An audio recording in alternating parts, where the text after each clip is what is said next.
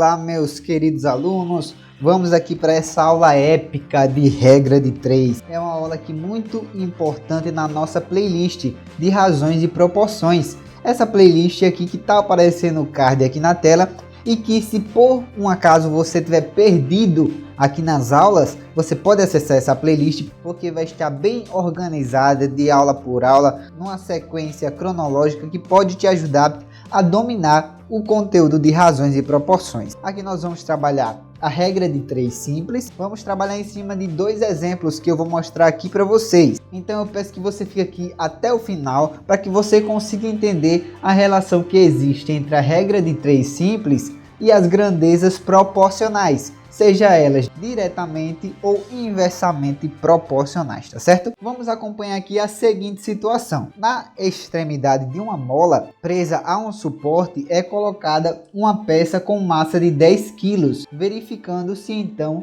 que seu comprimento inicial aumenta em 42 centímetros. Se colocarmos uma peça com massa de 15 kg na extremidade da mola, qual será o aumento do comprimento de sua deformação? Então, pessoal, para começar, eu vou subir aqui a nossa folha, porque eu fiz uma tabelinha para nos ajudar a resolver esse problema de uma maneira mais prática, mais rápida, tá certo? Pronto. A tabelinha que eu fiz aqui, ela nos apresenta essa situação de uma forma mais didática. Essa questão, ela se trata da lei de Hooke, que é uma lei da física. Vai estar aparecendo aí lei de Hooke na tela para você ver como é que se escreve, se você quiser pesquisar mais para entender mais sobre essa experiência. E essa experiência ela garante que, se a gente duplicar a massa que ela está suspensa ali na mola, na extremidade da mola, que nesse caso eram 10 quilos, quando a gente duplica esse peso, o aumento da deformação, ou seja, o aumento do comprimento que existe,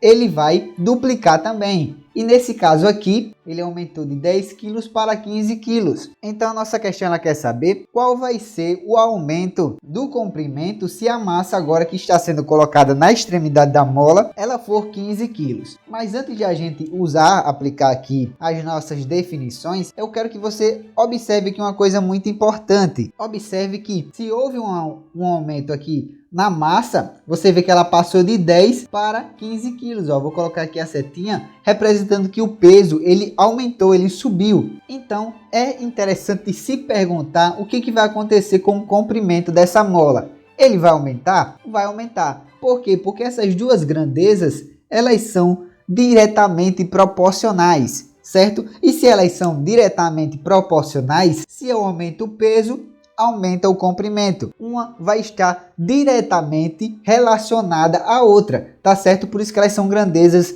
diretamente proporcionais. E se elas são grandezas diretamente proporcionais, nós vamos utilizar aqui a definição que nós aprendemos em números diretamente proporcionais, ou basicamente grandezas diretamente proporcionais. Se você não assistiu essas aulas, o card vai estar aparecendo aqui na tela para que vocês vejam. Então, vamos aplicar aqui a nossa definição. E a nossa definição, ela nos diz que a razão que existe na medida das massas, que nesse caso vai ser aqui, eu vou colocar aqui 10 sobre 15, essa é a razão, ela vai ser igual à razão que existe no aumento do comprimento das nossas molas, ou seja, 42 sobre x. Nós vamos aplicar a definição e ela nos diz que se nós fizermos aqui essa multiplicação cruzada, logo nós vamos ter aqui que 10 vezes x vai ser igual a 10x. Isso aqui vai ser igual a 15 vezes 42, tá certo? E 15 vezes 42, a gente pode responder isso aqui de uma maneira bem legal. Eu vou fazer aqui em cima. Observe que se nós fizermos aqui, olha, x vai ser igual. Eu vou pegar esse 10 e eu vou passar ele dividindo. Então eu vou ter aqui, olha, 15 vezes 42 sobre 10. E eu posso simplificar isso aqui ao invés de fazer a multiplicação direta.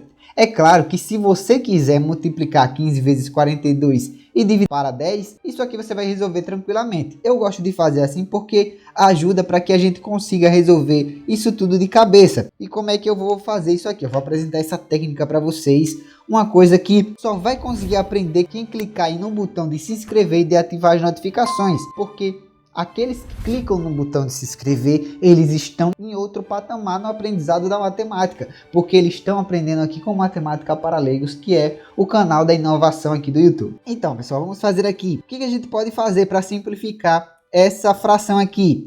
Eu vou pegar o 15 e o 10, veja que tanto o 15 quanto o 10 eles podem ser divisíveis por 5. Então eu vou simplificar isso aqui dividindo o 15 para 5 e dividindo o 10 para 5. 15 dividido para 5 vai dar 3. Então eu vou colocar aqui, olha, que x vai ser igual a 3 vezes 42. Tudo isso dividido para 10 dividido para 5 vai dar 2. E eu posso simplificar isso aqui ainda para deixar melhor. Eu vou pegar esse 42 e vou dividir para 2. Uma observação interessante, pessoal. Eu só posso fazer essas simplificações porque existe essa multiplicação aqui.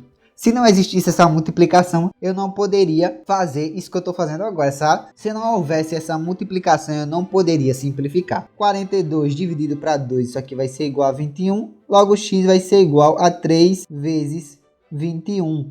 E 3 vezes 21, isso aqui vai ser igual a 63. Resolvido aqui a nossa primeira situação. Agora vamos para a nossa segunda situação, que também é muito importante. Vamos lá, pessoal. Em um treino automobilístico, um piloto fez parte do percurso em 18 segundos, registrados pelo cronômetro, com uma velocidade média de 200 km por hora. Se a velocidade média fosse de 240 km por hora, qual seria o tempo gasto nessa parte do percurso? Veja, pessoal, que quando as questões elas envolvem velocidade média e tempo, nós já podemos deduzir que essas grandezas elas operam de forma inversa. Por quê, professor? Porque a partir do momento que você aumenta a velocidade, é possível você raciocinar que o tempo ele vai diminuir. Pense aí numa situação bem simples. O percurso que você vai da sua casa até a escola, por exemplo. Se você vai a pé, você acaba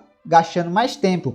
Se você vai de bicicleta, opa, já gastei menos tempo do que indo a pé. Por quê? Porque a tua velocidade aumentou. Se você vai de moto, cara, você chega muito rápido. Então, quanto maior for a velocidade empregada na situação, menor vai ser o tempo. Então, se a velocidade aumenta, o tempo diminui. Se a velocidade diminui, o tempo aumenta, tá bom? São grandezas inversamente proporcionais. E sendo grandezas inversamente proporcionais, nós vamos aplicar a nossa definição de números inversamente proporcionais, que também serve para as grandezas inversamente proporcionais. Se você não assistiu essa aula, vai estar aparecendo o card aqui na tela para você assistir, certo? Vamos lá. E o que diz a nossa definição? Primeiro, eu vou escrever, antes de apresentar aqui a definição, eu vou escrever essa razão. A razão aqui que nós temos de 200 para 240, veja que teve aumento, essa razão nós vamos igualar a 18 sobre x. O que acontece? Se nós formos aplicar a nossa definição de grandezas inversamente proporcionais, nós vamos multiplicar, pessoal, o antecedente por antecedente e o consequente pelo consequente, as duas partes de cima e as duas partes de baixo. Só que a gente pode fazer também da seguinte maneira: como essa razão aqui, ela é uma razão inversamente proporcional, o que a gente pode fazer aqui? A gente pode reescrever essa fração da seguinte maneira, que 200 está para 240, assim como x está para 18. Eu fiz o inverso dessa razão aqui. Feito o inverso, agora você pode fazer a multiplicação cruzada, que nem a gente fez no exemplo anterior, tá bom? Aí a gente faz 240 vezes x. Deixa eu subir aqui um pouquinho a nossa folhinha para a gente ter espaço para resolver. Então nós vamos fazer assim, olha, 200 vezes 18 e 240 vezes x. Eu vou colocar aqui porque está com mais espaço. Eu vou colocar aqui embaixo mesmo. Olha, 200 vezes 18, isso aqui vai ser igual a 240 vezes x. 280 vezes 18, eu vou fazer, olha, 18 vezes 2 dá 36, bem facinho, né? E vou adicionar os dois zeros, fica 3.600 e 3.600 vai ser igual a 240x. Nós podemos dizer assim, o cachorro tá latindo, meu Deus, misericórdia, me ajude, meu Deus. Para não atrapalhar, não ligue, pessoal, para o cachorro, tá bom? Nós podemos dizer que 3.600 é igual a 240x Ou eu posso escrever que 240x, isso aqui vai ser igual a 3.600. Logo, x vai ser igual a 3.600 dividido para 240. Eu peguei o 240 e passei para cá dividindo. E agora, professor, vou tornar assim a divisão bem mais fácil. Cortei aqui o 0 com 0. Ficou 360 dividido para 24. Logo, x, vou colocar aqui embaixo, olha, 36 dividido para 24 vai dar 1. 1 vezes 24, 24, 24.